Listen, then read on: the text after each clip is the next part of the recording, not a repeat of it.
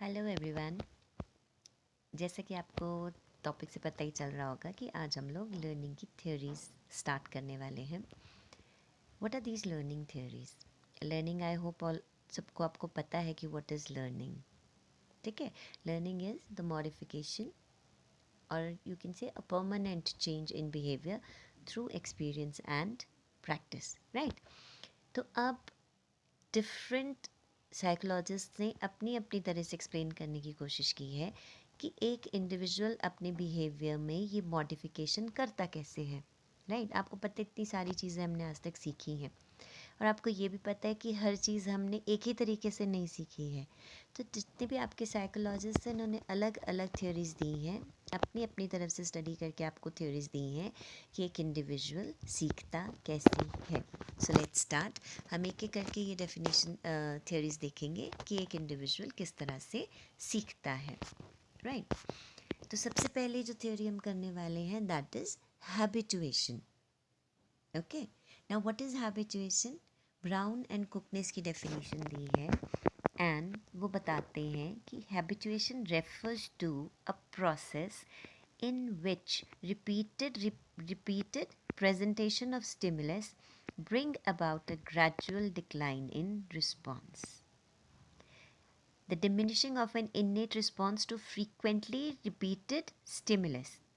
A decline in responsiveness to repeated stimulation arising from a central change in the organism. I hope आपको कुछ कुछ idea हो रहा होगा कि व्हाट इज़ हैबिचुएशन। ये कह रहे हैं हैबिचुएशन एक प्रोसेस है जिसके अंदर अगर कोई स्टिमुलस है जो बार बार आपके सामने प्रेजेंट किया जाता है, राइट, तो वो आप जो स्टिमुलस के लिए रिस्पॉन्ड करते हैं उस स्टिमुलस के लिए आप रिस्पॉन्ड करना कम कर देते हैं। ठीक है, दूसरी बात ये बोल रहे हैं the diminishing of an innate response to frequently repeated stimulus. इस सिंपल सी बात बोल रहे हैं कि अगर एक स्टिमुलस आपके सामने बार बार आता है तो थोड़े टाइम बाद आप उस स्टिमुलस के लिए रिस्पॉन्ड करना बंद कर देते हैं। क्लियर? और क्यों हो रहा है ये? बिकॉज ऑर्गेनिज्म जो एक इंडिविजुअल है वो कुछ सीख लेता है इससे। क्या सीख रहा है कि स्टिमुलस बार बार आ रहा है तो he won't like respond to that stimulus, right? Example से आई होप आपको ज़्यादा क्लियर होगा। Let's check out examples. अब आपको एग्जाम्पल दिख रहा है, इसके अंदर you can see a cat. एक कैट मज़े से कहीं पे रहती थी बट एक दिन वहाँ पे कुछ मशीनरीज आई, सड़क बनना शुरू हुई। जब स्टार्टिंग में मशीन्स आई तो दैट कैट वाज स्कैर्ड। उसको उसके शोर से या उसकी आवाज़ से उसको डर लग रहा था, राइट? अब धीरे धीरे क्या हुआ, जब रोज़ ही वो मशीन्स उसके आसपास गुजर रही है, रोज़ ही उसको वो साउंड सुनाई दे रही है, तो कुछ दिन बाद उसने उन मशीन से डरना बंद कर दिया। I hope it is clear now. ये कह रहे हैं हमारी लाइफ में बहुत सारी सिचुएशंस ऐसी हो रही है। Simply what they saying is कि एक स्टिमुलस जब बार बार हमारे सामने आता है, हमारे सामने प्रेजेंट किया जाता है, तो कुछ दिनों बाद हमें उस स्टिमुलस की आदत सी पड़ जाती है और हम उसके लिए रिस्पॉन्ड करना कम कर देते हैं या फिर हम उसके लिए रिस्पॉन्ड करना बंद कर देते हैं। And this theory is known as habituation. Alright, तो ये और क्या कह रहे हैं? Habituation is a simple form of learning that involves loss of responsiveness to stimuli that convey little or no information. Example इन्होंने आपको दिया है, birds will stop responding to alarm calls from their species if these are not followed by an actual attack. I hope आप लोगों को याद होगी वो स्टोरी, भेड़िया आया भेड़िया आया, राइट? तो जब उस बच्चे ने पहली बार बोला था भेड़िया आया तो सारे गांव वाले दौड़ के वहाँ चले गए। ओके, बिकॉज दैट जब वो उनको कॉल कर रहा था भेड़िया आया तो दैट वाज स्टिमुलस। उसके लिए उन्होंने रिस्पॉन्ड क्या किया कि वो दौड़ के उसके पास उसको बचाने पहुँचे। ओके, सेकेंड टाइम उन्होंने बोला तो भी वो चले गए। पर जब वो लड़का बार बार बोलता रहा भेड़िया आया, तो अल्टीमेटली गांव वालों ने उसके स्टिमुलस के लिए रिस्पॉन्ड करना बंद कर दिया, right? This is habituation. Simple सी बात है। आपको कुछ कुछ आइडिया हो रहा होगा, हम अपनी लाइफ में बहुत सारी चीज़ें इस तरह से करते हैं। जैसे अब आपको ये दिख रहा है नलका, अगर आपके घर में नलका है कोई एंड उसके अंदर से कॉन्टिन्यूसली पानी टिप टिप टिप टिप करके बह रहा है, तो स्टार्टिंग में इट अनॉयज़ यू, आप उससे अनॉय होते हैं। बट धीरे धीरे क्या होता है, आपको उसकी आदत पड़ जाती है, आपको उसके टपकने से एज सच कोई भी फ़र्क, मतलब आपने उसके लिए रिस्पॉन्ड करना अब कम कर दिया है। और जैसे कोई इंडिविजुअल बाहर से आता है, उसको वो चीज़ अनोइंग लगती है कि ये क्यों हो रहा है, राइट। ऐसी चीज़ें आपने अपने घर में देखी होंगी कि नॉर्मली आपको अपने घर में जो चीज़ें दिखाई देती, you get habituated to them. आपको उसके अंदर, मतलब आपने उनके लिए रिस्पॉन्ड करना बिल्कुल बंद कर दिया, बिकॉज वो आपके साथ रोज़ रोज़ हो रहा है, राइट। बट अगर जैसे कोई इंडिविजुअल बाहर से आता है, उसको एकदम से वो चीज़ दिखाई देती है, वाई, बिकॉज उसके लिए वो स्टिमुलस नया है। Some more examples to clarify it.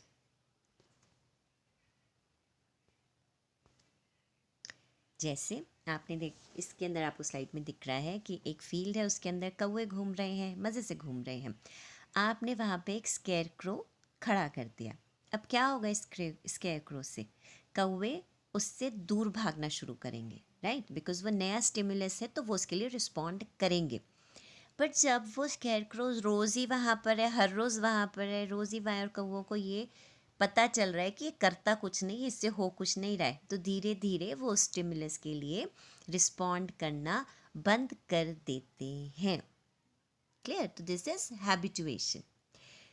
घर पे आपको बहुत टाइम दिखता होगा ऐसे, व्हेन यू सिटिंग, घर पे अगर छोटे बच्चे हैं एंड कॉन्टीन्यूसली शोर मचा रहे, शोर मचा रहे, शोर मचा रहे, तो धीरे धीरे पेरेंट्स उनके शोर के लिए रिस्पॉन्ड करना बंद कर देते हैं, क्योंकि अब उनको उस चीज़ की, आप बोल सकते हैं, आदत पड़ गई है। तो इसे हम कहते हैं हैबिचुएशन। और ऐसी सिचुएशन में अगर कोई बाहर से आ जाए, it is annoying for them. अगर उनके सामने बच्चा शोर करता है तो उनको वो अनॉय करता है, बिकॉज उस स्टिमुलस के लिए वो लोग अभी भी रिस्पॉन्सिव हैं, ऑल्दो आपने उसके लिए रिस्पॉन्ड करना छोड़ दिया है।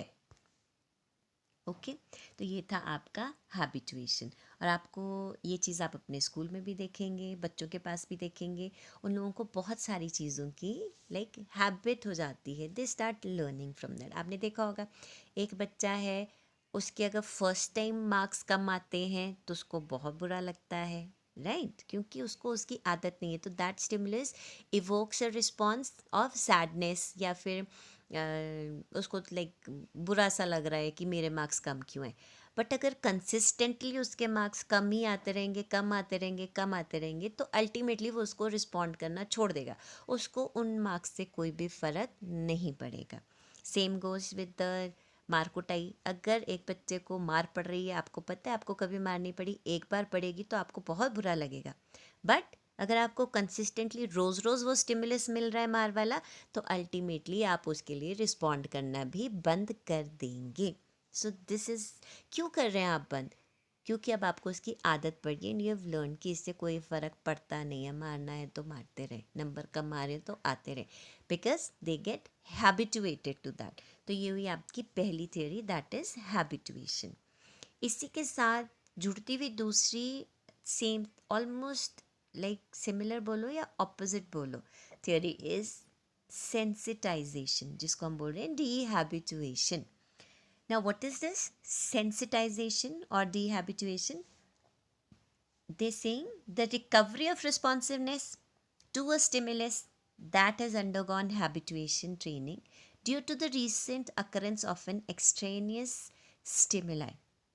The increase in responsiveness to a stimulus that has not undergone habituation training thought to arise from a general arousal process to respond to certain stimuli making you sensitive.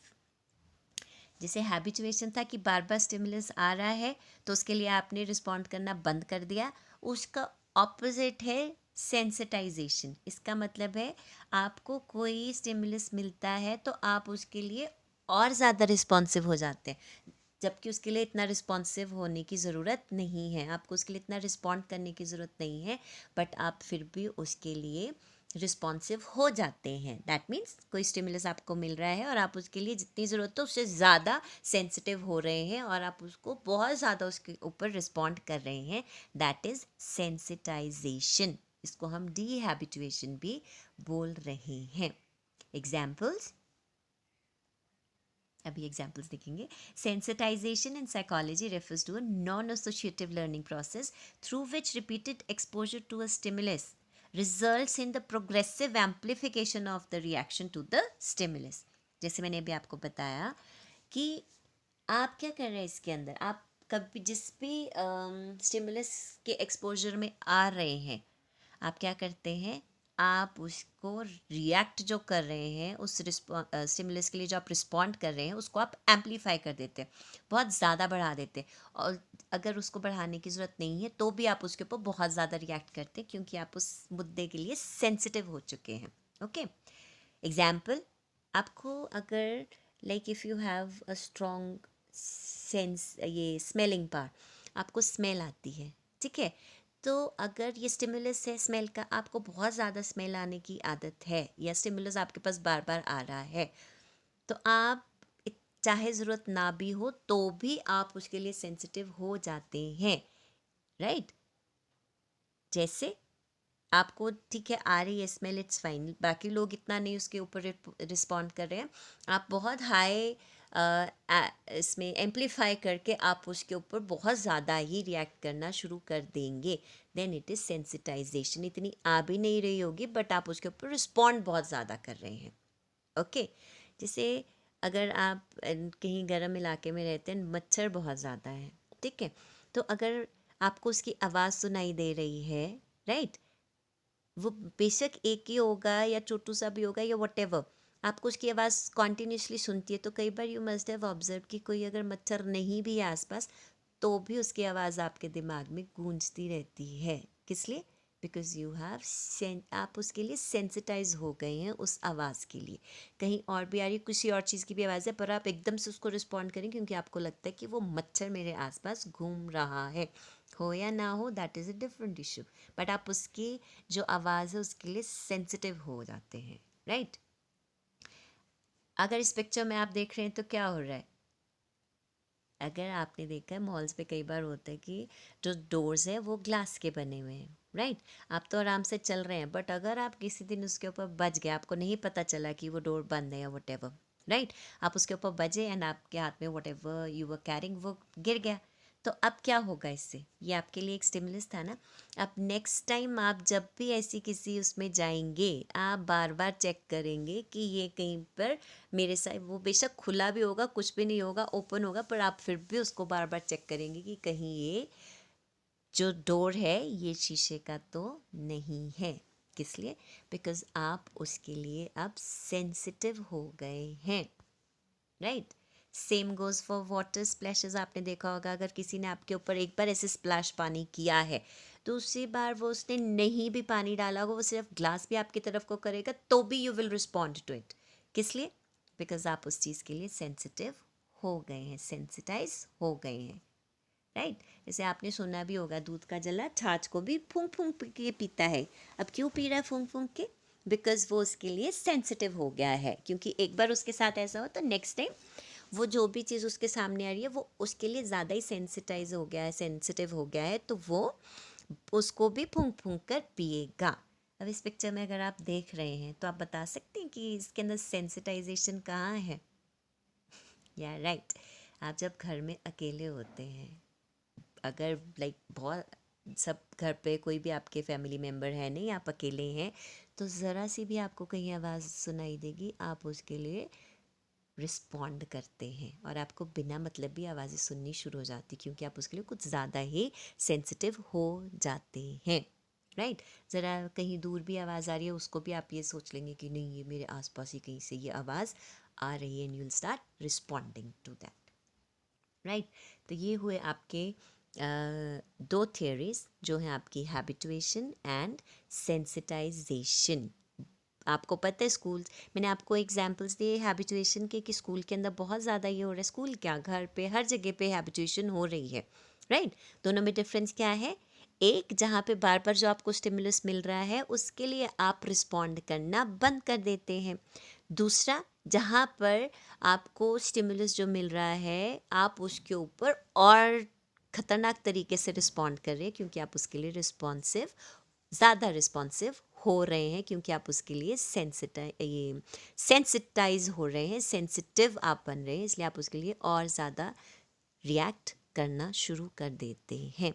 First का मैंने आपको example दिया था कि अगर बच्चा बार बार fail हो रहा है तो ही स्टॉप रिस्पॉन्डिंग, उसको कोई उससे फिर फ़र्क नहीं पड़ेगा। वहीं सेंसिटाइजेशन क्या है कि अगर एक बच्चा कभी वो उसके मार्क्स कम आ गए तो उसके लिए बहुत ज़्यादा अगर सेंसिटिव हो जाए और पढ़ना शुरू कर दे, या मतलब उसको हर बार ये लगना शुरू हो जाए कि ओह कहीं मेरे नंबर कम तो नहीं आएंगे, कहीं मेरे नंबर कम तो नहीं आएंगे, then it is sensitization. I hope आपको ये दोनों थ्योरीज क्लियर हैं। इसके बाद हम लोग पावलोव की क्लासिकल कंडीशनिंग थ्योरी के बारे में पढ़ेंगे। Thank you so much, enjoy learning.